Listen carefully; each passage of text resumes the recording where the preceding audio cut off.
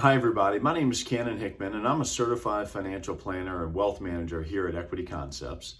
And today I want to talk to you a little bit about asset classes and what we would call the evolution of portfolio construction. Now, when most of you think about asset classes, you might think about things like stocks, bonds, commodities, real estate, maybe cash. But we would lump all of those different asset classes into something we categorize as public. So public asset classes, these are things where you can go online and you can buy them pretty easily with a click of a button. And you're buying into publicly traded companies. But the reality of it is that there are a private counterpart in the space that is investable as well. Things like private equity instead of stocks, things like private debt instead of bonds, things like private real estate instead of REITs. Now, the difference is that in the publicly traded markets, you have transparent requirements and regulations for reporting and that sort of a thing. You also have, on the downside, the momentum of the markets in terms of its emotion, right? When things are good, it can be really good. When things are bad, it can be really bad because they're so easily tradable.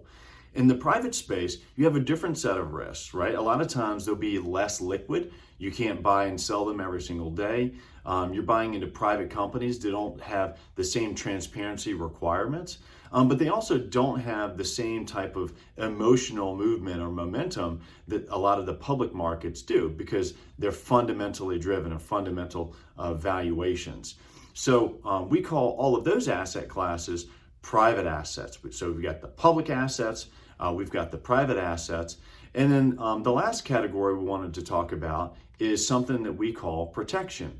And this is where you go to maybe a bank or an insurance company and you buy into a product or a service or solution where you might get a synthetic return based on the performance of an index, but where you're not actually buying it, okay? And the bank or insurance company says, well, we'll give you a return based on how good this thing performs, but we might also give you some protections along the way. Now, the good parts about something like this are you're going to get typically some downside protection, and the downside is that you're probably not going to get all of the upside, and you may also be locking up your money for a period of time. So in each one of these different categories, you have to recognize that they have their own risk and return profiles, and you have to understand what it is that you're getting into. But the purpose of this video today was just to make everybody aware that it's not just public. It's not just stocks and bonds that you can invest in. There's a whole world of investments out there. You want to make sure that you're knowledgeable about every single one of them. We call them public, private, protection, the 3 P's. Food for thought.